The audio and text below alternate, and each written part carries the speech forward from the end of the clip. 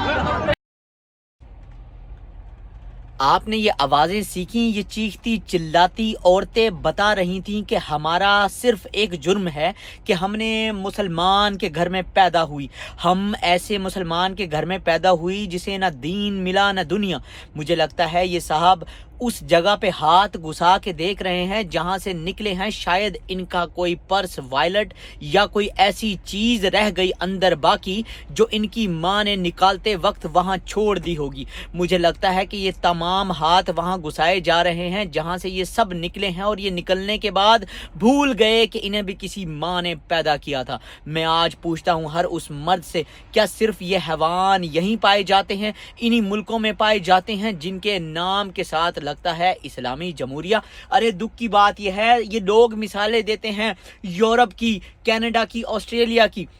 جبکہ وہاں پہ اس طرح کبھی بھی آپ نہیں دیکھیں گے کہ جانوروں کی طرح ایک عورت پہ لوگ ٹوٹ پڑے۔ لوگ یہ مثالیں دیتے ہیں کہ ان کے مولوی ممبروں پہ بیٹھ کے چیخ چیخ کے بتاتے ہیں، زور زور سے بتاتے ہیں، جاؤ یورپ میں یہ ہو گیا، ریپ ہو گئے، فلانا ہو گیا، دھماکہ ہو گیا، یورپ میں لڑکیاں گھر سے بھاگیں۔ ارے گھر سے بھاگنا تو دور،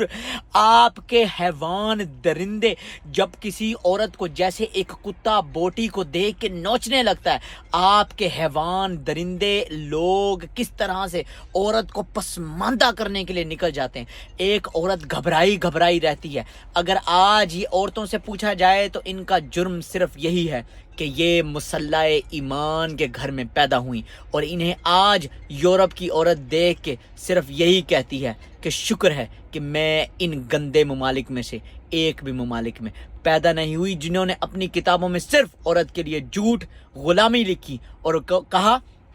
سورۃ النساء آیت 34 میں اپنی عورت کو مارو، اور پھر کہا جاتا ہے کہ عورت تمہاری کھیتی ہے، جیسے چاہو اس پہ ہل جو۔ تو بھائی اگر تمہاری کھیتی ہے تو کھیت میں تو ننگے پاؤں بھی اتر جاتے ہیں، تو پاؤں سے کھیتی کو مسلو بھی صحیح، پھر اس کو چاٹو بھی صحیح، کیونکہ کھیتی سے نکلنے والا کھانا تم کھاتے بھی ہو، تو پھر نیچے بھی تھوڑا ٹانگوں کے بیچ میں سے جو نکل رہا ہے وہ بھی کھا لیا کرو تاکہ تمہارا جو ہے وہ صحت مند رہے۔ اس طرح کی واہیات چیزیں نکالنے کے لیے ہمیں انسانیت پہ کام کرنا ہوگا، ہمیں اپنی ماؤں بہنوں کی عزت کرنی ہوگی، اور سب سے بڑی بات عورت کو ایک ایسا رتبہ دینا ہوگا جہاں پہ کوئی شخص اسے دیکھے اس کی آنکھیں نکال لی جائیں، اس کے ہاتھ کاٹ دیے جائیں، اگر وہ تذلیل کرے تو اس کو چوراہے پہ کھڑے ہو کر پھانسی کے عوض لٹکا دیا جائے۔ یہی انصاف ہے اور یہی حقیقت ہے۔ ان جانوروں کو عام انسانوں میں رہنے کا کوئی حق نہیں، کوئی حق نہیں،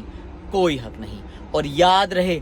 تم مجھے کافر کہتے ہو تو کیا ہوگا، تم مجھے کافر کہتے ہو تو کیا ہوگا، اگر میرا بھی خدا وہی نکلا تو کیا ہوگا، کیونکہ میں خدا کو بتاؤں گا، میں خدا کو بتاؤں گا، نہ دین ملا نہ دنیا۔